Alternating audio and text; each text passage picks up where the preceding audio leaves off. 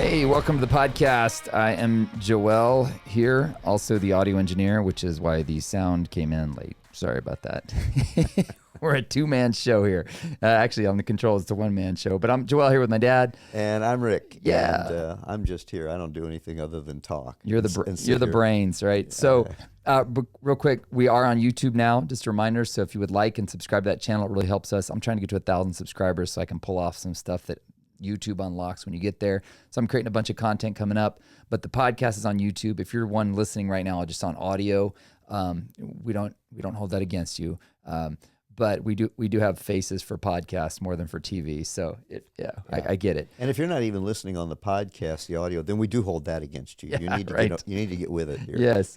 But I would ask you if you would consider going over to YouTube and subscribing. Even if you don't do YouTube much, it'll help us out. So the podcast here is about stuff I learned from Dad growing up. I always ask Dad questions. One of the things you always taught me, Dad, growing up was that society tends to swing. It's kind of like this pendulum, right? It swings from one extreme to another extreme, and then we swing back. And it's just, we're always going far here, whether it's to conservatism or liberalism, or whether it's to religiousness or anti-religiousness. We swing hard, and we're always kind of trying to find this balance, and we never can quite get there. And in the process of swinging from one side to another, a lot of people end up getting hurt because we shift. I think it was Engels or Marx, he called it the zeitgeist, the spirit of the age. And we always have in every society the spirit of the age, right? So it's the spirit of the age is, this is what's acceptable. And then it doesn't go well, and so we swing hard the other way, and this is what's acceptable, and they swing hard back. But as Christians, we're not called to, we're called to not conform to the pattern of this world, but be transformed by the renewing of your mind, right? And the pattern of this world is constantly changing because we're flawed in trying to figure it out. And so my question is this: how do we as Christians keep from buying into the hype of wanting to go from one extreme to the other, whether it's politically or whether it's, for a while the spirit of the age was we don't call them churches, we call them fellowships. Yeah. And it's like, worship and everybody bought into it. Yeah. And now a lot of churches are changing their name back to church or whatever. Yeah. It's that spirit of the age thing. How do we stay centered and focused when there's also a lot of pressure to conform? And well, if you're going to be relevant, you've got to buy in with the spirit of this age. But again, we're swinging hardcore one way, hardcore the other, and we always go back. Where is the Christian's job in staying balanced there? Yeah. Well, of course, balanced is a weird word because everybody thinks they're balanced. You're an extremist. No, I'm not the extremist. You're the extremist. I'm balanced. That's why we do this show, because we are the balanced voice of reason. We are the standard of balance. We are the voice of reason. If you're either to the left or the right of us, you're off. So just come on, get with it. We're the voice of reason and humility. Yes. Yeah. Zeitgeist too. Now, was that Groucho Marx? That was that's you've never heard the word zeitgeist? Zeitgeist. I had. It's just not. It's not a word I would use in public, though.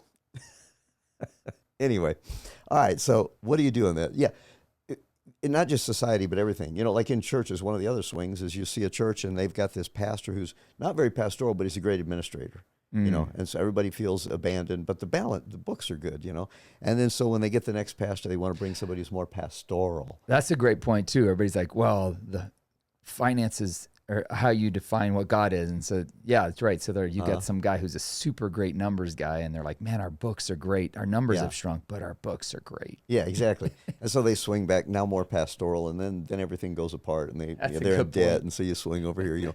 Organizations do that as well. It's just, it kind of seems like we're never happy, right? We always want something else. And so we swing back and forth. Yeah. So I think in the balance and staying balanced, and I mean, this is going to sound so trite, but it's things become trite because they're true oftentimes. You say the same thing. Well, that's what everybody says. Well, maybe that's because there's truth in it. It really has to do with sticking with the word. It's like on a big sailboat is able to stay afloat without tipping over, even though it's got these huge sails up here pulling on the wind over. They've got a big, I don't remember the word for it right now. The keel? I forget a lot of words right now. I think it's the keel. It's got this big heavy-duty thing that hangs down into the water that you don't see, whatever that is. Maybe the keel, whatever. But whatever it is, I think I would know the word. I'm good on multiple choice. I'm just not real good on these pulling it out of the air anymore. But anyway, that keeps it balanced. And I think the Word of God for our lives needs to be that. That is the heavy duty that we We don't fight against what the Word says is eternal. It's been around for, well, the New Testament, 2,000 years, and the Old Testament even longer than that, 6,000 or more. And so we can build our lives on the truth that's in it. And everybody, well, but we're in a different culture. Peoples is peoples, as the great philosopher Kermit the Frog said. And grammar is grammar. Yeah, I know. Peoples is peoples in, I think, anyway, one of the Muppet movies. And when I heard that, I thought, that is so true. What a great philosophy. We don't change. People have the same problems at the core. Yeah, they just look different every generation. Yeah, and we may call it different things, but the same temptations, they're the same. The core temptation, the core problems are all the same. And so the Word is just as relevant today as it was when it was written, because we have the same problems, the same issues. That analogy you just used of a sailboat is really good, because I did a sailing trip a few years back, and we took my friend's boat, and I was asking him, I saw these catamarans, right? And catamarans have like two...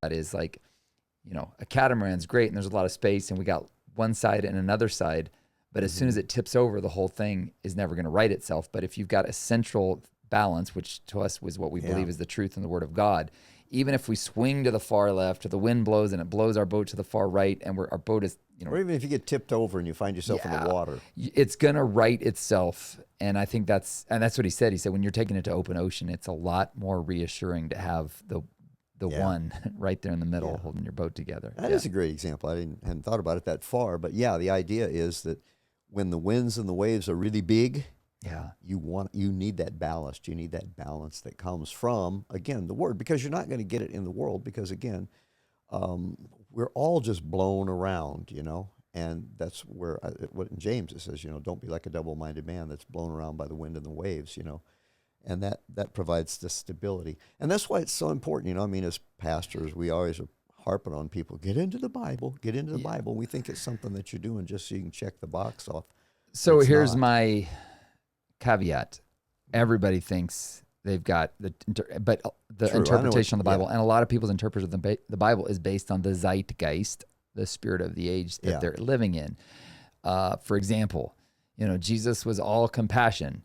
And today I'm reading where Jesus is like, hey, to those who have, we'll give more. To those who don't have, I'm going to even take what they've got. And you're like, that doesn't sound very hallmarky of Jesus. So we want to label Jesus with the spirit of the age. And Jesus wasn't that easy to corner. Yeah, that's true too. And I know folks who, I was talking to a guy and saying, well, Jesus wasn't very political. Oh, yes, he was. He did this and he did that. And I go, he only mentioned Herod once. And only then when he was asked about it. He didn't seem to get too involved in the politics. In fact, I think about when he went to cleanse the temple, walking through Jerusalem, he must have gone through how many Roman soldiers there? Because it was a feast time. Roman came in, extra soldiers came in. How many did he walk past? He didn't rebuke a single one of them who had their throat on the necks of God's people. But he just cleaned out the temple. And from that, I get the fact that we're so worried in the church about the government. If we'll just clean out the temple, the government will take care of itself one way or another.